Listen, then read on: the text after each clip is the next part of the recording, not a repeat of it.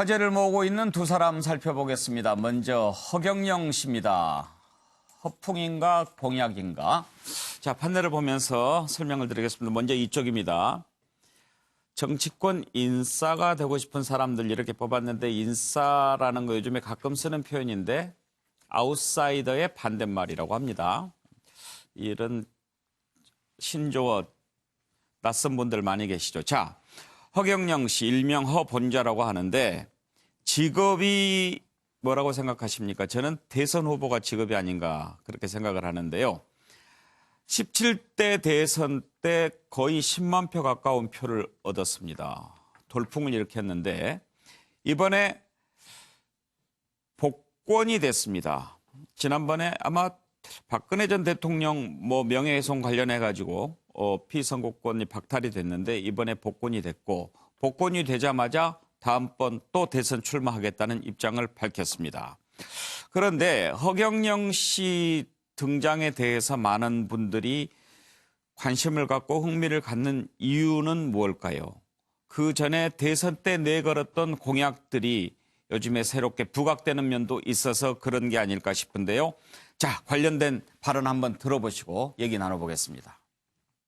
먼저 국회의원 제도를 폐지하여 남녀 동서의 직능의원제를 실시함으로써 정치혁명을 이루겠습니다. 대학 지망자 전원이 입학할 수 있는 교육혁명, 실업자 취직을 국가에서 책임지는 복지혁명을 이루겠습니다.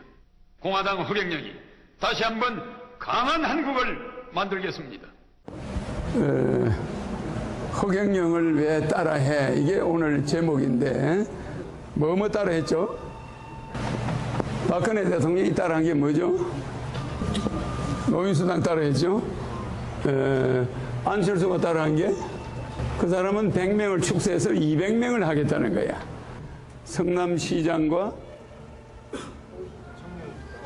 서울시장 청년수당이죠?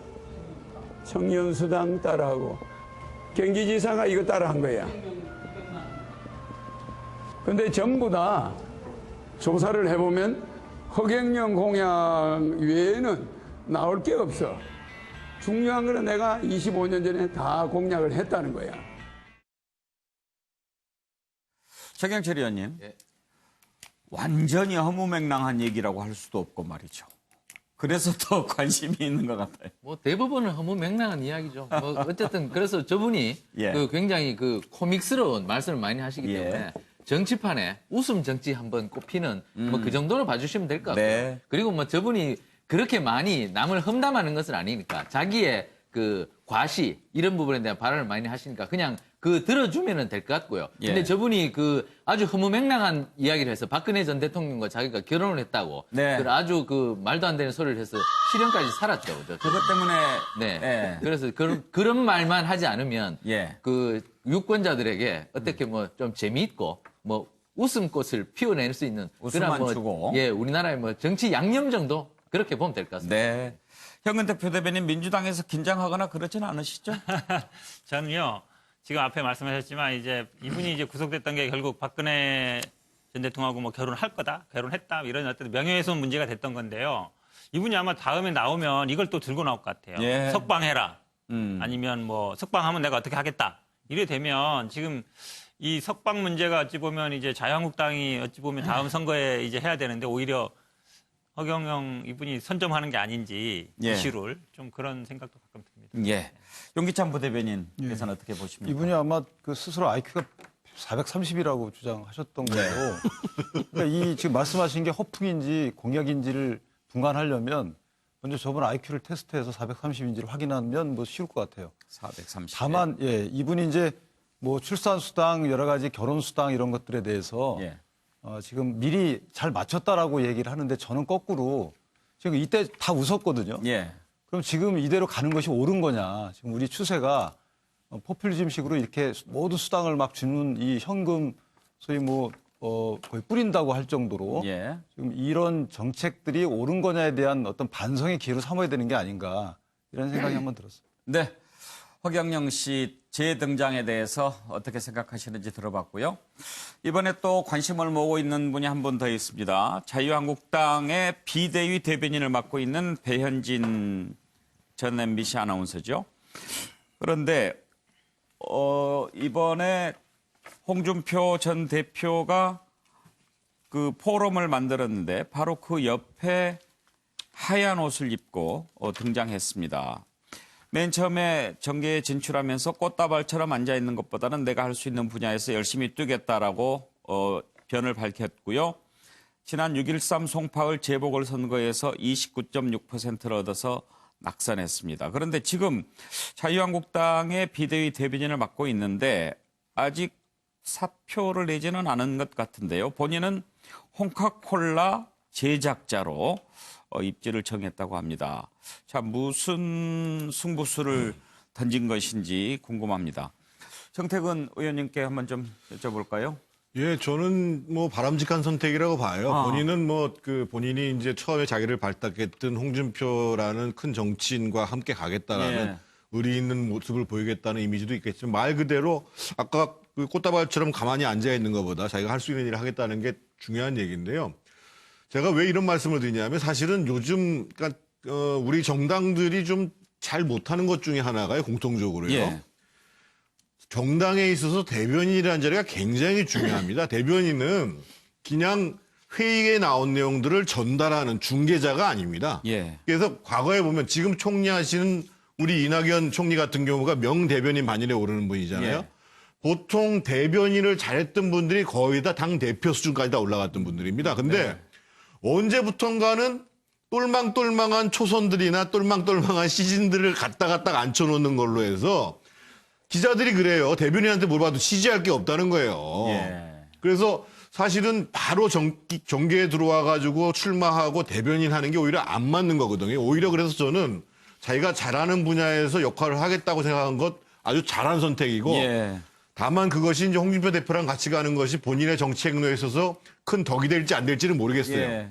하지만 그런 길을 택하는 것은 나쁘지 않고 제가 이 자리에서 분명히 말씀드리고 싶은 것이 우리 정당들이 좀 대변인이라는 것을 좀 다시 생각해 봐야 예. 됩니다.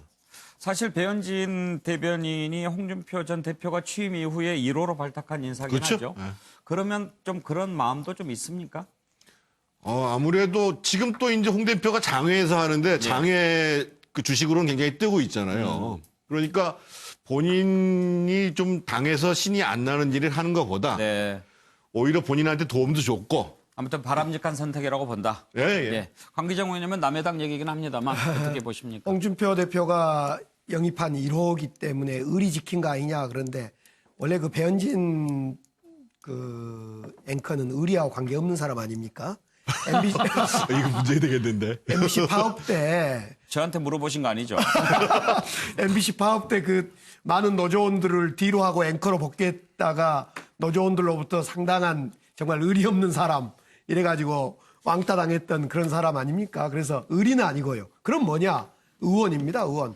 아, 홍준표를 잡고 있으면 내가 의원이 되겠구나라는 동물적 감각이 있는 겁니다. 예. 자유한국당은 집단 지도체제로 갈 가능성도 없잖아 있지 않겠습니까? 그러면 집단 지도체제로 가면 홍준표 몫이 있는 겁니다. 배현진 1번으로 되는 거예요. 배현진 앵커가 후보가 지난 송파에 떨어지고 나서 이 정치를 좀 해보니까 결국은 한 사람 잡고 끝끝내 버텨야지 여기저기 줄대봤자 안 되더라는 걸 동물적으로 알고 있는 네. 그런 건 아니냐. 그렇게 판단한 것 같다. 예. 예. 뒷얘기는 제가 감당하지 않겠습니다. 차전 뭐 교수님. 배현진 앵커에 대해서 비방하려는 생각 전혀 없습니다. 알겠습니다. 예. 예. 이번에는 배현진 그 대변인의 그 이름을 가지고 삼행시를 한번 지어봤는데요. 예. 오늘 예. 좋습니다. 네. 그러니까 배현진의 배자는 배수의진과 제가 불러드릴게요. 예. 현실적 계산, 진. 진실은 그 어디쯤 네. 이렇게 저는 봅니다. 그러니까 배수의진이라는 것은 아마 지금 홍카콜라를 개설한 자유한국당 홍준표 전 대표는 나름대로 정치적 신념 갖고 한다는 뜻이거든요. 예. 뭐 지금 소위 말하는 좌파 정권에 의해서 대북 퍼주기 이런 우려 때문에 자신이 지금 홍카콜라 하겠다는 거 아닙니까? 그렇다고 한다면 그 신념에 동조를 해서 자신의 모든 것을 걸고 진짜 같이 한번 가보겠다는 생각도 있을 것 같고요. 또 한편으로는 또 홍준표 전 대표가 지금 전당대회 출마설이 바다하거든요. 놓으면 될 가능성이 높다. 예. 그러면 당권을 가지게 될 분 옆에 있으면 다음 차기 공천은 무난하게 그러니까 얻게 되는 거고 예. 뺏지다는 길도 쉽지 않을까? 저는 이 두 가지 생각이 혼재돼 있지 않을까? 네. 그 진실은 뭐 본인만 알겠지만 제가 봤을 때는 이 두 가지 생각이 믹스돼 있는 것 같습니다. 우리 뉴스와이드에 아주 훌륭한 분들이 많으신데 차명진 의원은 참 만화를 잘 그리시죠. 아주 대단한 화가시고 오늘 또 보니까 차지원 교수님은 시인이시군요. 이행시, 삼행시. 한 분이 더 계시다고 들었는데 우리 최경철 의원님은 또 홍준표 대표 성대모사를 잘 하신다고 우리 제작진한테 잘 하지는 귀띔을 못합니다. 예. 한 번만 들려봐 주십시오. 한번 할까요? 아, 이거 출연료 좀 더 받고 해야 되는데. 제가 건의하겠습니다. 예, 그러면 네. 배현진 그 대신 안 닮으면 건의 안 합니다. 예, 알겠습니다. 배현진 앵커를 그 추천하기 직전에 예. 그 저희한테 하는 말씀이 아주 똘똘하고 훌륭한 인재를 하나 발견했어. 이 홍준표가 자신 있게 권하는 인재가 있어. 뭐 이렇게 말씀하셨어요. 별로 안 노력하세요. OX를 들어보고 싶네. 아, 중간이 어려운데. 예. 그래도 제작진에서 까마귀 소리를 안 낸 거 보니까 상당히 닮았다고 봅니다. 예, 현근택 부대변인은 어떤 말씀? 저는 29자라는 숫자가 아까 딱 보였어요, 눈에. 네. 왜냐면 그 득표도 29% 하셨지만 나이 차이가 29살 차이입니다. 1954년생하고 83년생이니까요. 근데 결국은 이제 제가 숫자를 쓴 이유가 그러니까 홍준표 대표가 어쨌든 이제 그 유튜브를 만들면서 유튜브라는 게 결국 방송이지 않습니까? 배현진 아나운서 출신이고요. 좀 필요할 텐데 그거보다는 어쨌든 이제 홍준표 대표가 나이가 조금 있습니다. 그래서 제가 직접 뭐 많다 적다 말은 못 드리겠지만 그래서 좀 젊은 피가 필요한 거 아닌가라고 보고요. 그 다음에 이제 앞으로 이제 뭐 전당대회 나가든 뭘 하든지 간에 홍준표 대표가 좀 말이 좀 거칠지 않습니까? 세고. 그러니까 지금 배현진 지금 전 아나운서 같은 경우는 그래도 이제 방송에서 계속 다뤘기 때문에 그런 좀 거친 이미지를 좀 완화시키려는 게 아닌가. 그럼에도 불구하고 우리 당 입장에서는 홍준표 대표가 당대표가 되면 나쁠 건 없다라고 보겠습니다. 네. 결론이. 예. 어찌됐든 오늘 두 분이 우리 뉴스와이드에 웃음을 주었습니다. 네. 화제의 인물 두 사람 만나봤습니다. 다음 이슈 넘어가겠습니다.